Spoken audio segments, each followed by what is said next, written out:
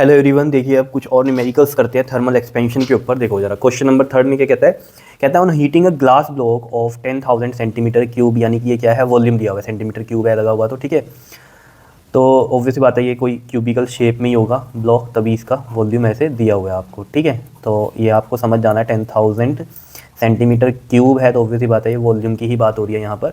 From 25 degree से 40 degree see its volume increases by 4 centimetre cube. देखो एक heat किया ग्लास ब्लॉक को जिसका वॉल्यूम कितना है 10,000 सेंटीमीटर क्यूब, और टेम्परेचर जो चेंज हो रहा है उसका 25 से 40, तो डेल्टा टी हो रहा है 40 माइनस 25 कितना हो जाएगा 15 डिग्री सी।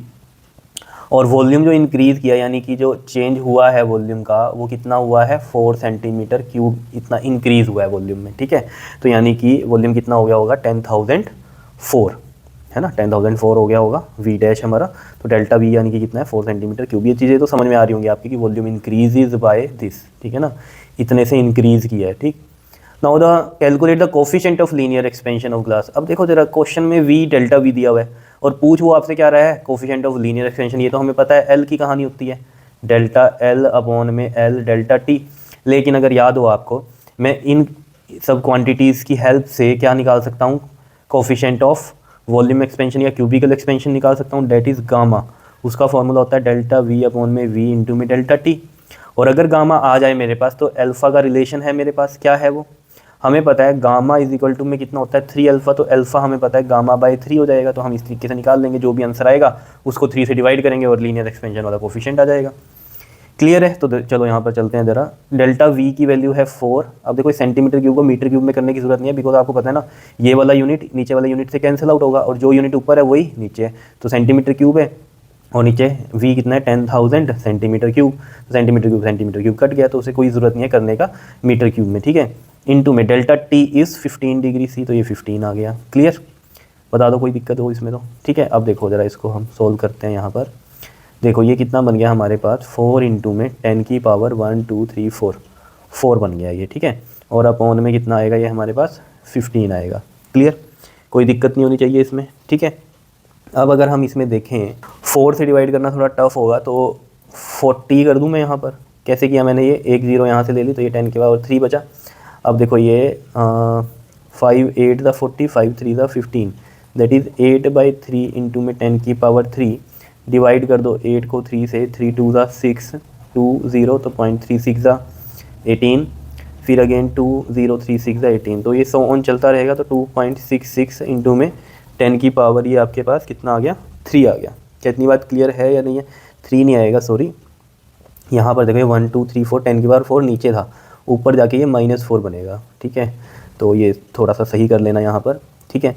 और ये 10 की पावर यहाँ माइनस का ही 4 है, ठीक है।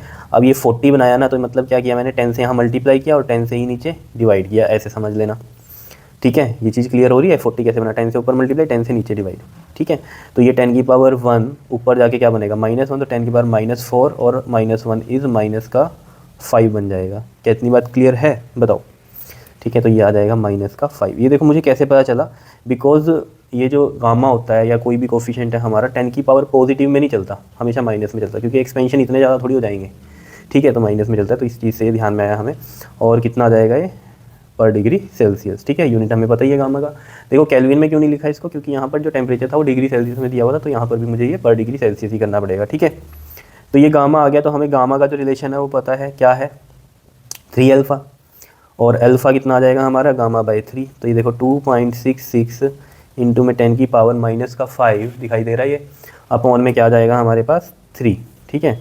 तो ये पॉइंट हटाएंगे, 100 लगा दिया मैंने नीचे, तो 266 को डिवाइड करो ज़रा 3 से, तो 3 8 था 24, फिर 2 6 3 कितना करें हम, 3 4 3 5 3 6 3 8 दई दोबारा, ठीक है। कितना आएगा 24 एंड अगेन 2 0 आएगा, तो 0.36 18, फिर 2 0 6 18, ठीक है। तो ये आ रहा है हमारे पास 88.66 इंटू में 10 की पावर, देखो ये -5 है और ये 10 की पावर 2 ऊपर जाके -2 बनेगा, तो 88.66 इंटू में 10 की पावर -7 बना, ठीक है। अब इसको थोड़ा और हम करेंगे क्या, स्टैंडर्ड फॉर्म में, कि एक डिजिट के बाद पॉइंट आए।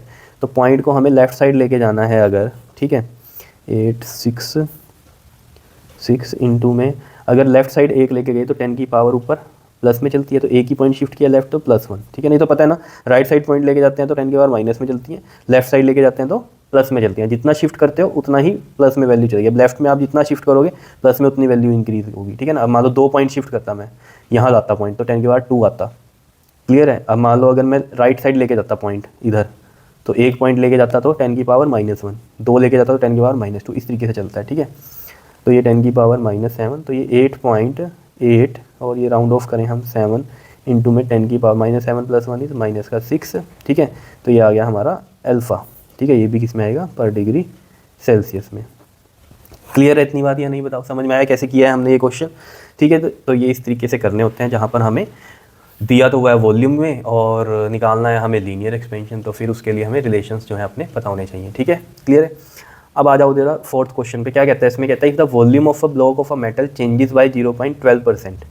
देखो इस कहानी को समझना है आपको, volume of a block of metal changes by 0.12%। अब ये परसेंटेज में दिया हुआ है कितना चेंज हुआ है, तो जब भी इस तरीके से दिया हो आपको तो चेंज जो हुआ है वो ΔV/V, ठीक है, ये होगा हमारा 0.12% हमेशा। तो जब भी आपके पास लिखा हुआ आए कि volume of a block of metal changes by this percentage, तो चेंज इन परसेंटेज कैसे होती है हमारी, ΔV/V, यही तो चेंज हुआ ना, इसी में इतना चेंज हुआ तो इसी की परसेंटेज आई है ये हमारे पास, ठीक है।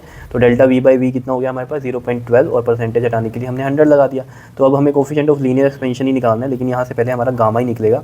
तो गामा हमें पता है ΔV/V इंटू में ΔT होता है, और यहाँ से ΔV/V की वैल्यू हमारे पास कितनी है 0.12/100 इंटू में ΔT उसने बताया आपको कि when heated to 20 degree C, ठीक है। तो उसको जब हीट किया कितने पे, 20 डिग्री C पे, तो यानी कि जो ये टेम्परेचर भी है ये कौन सा है हमारा, चेंज इन टेम्परेचर ही है।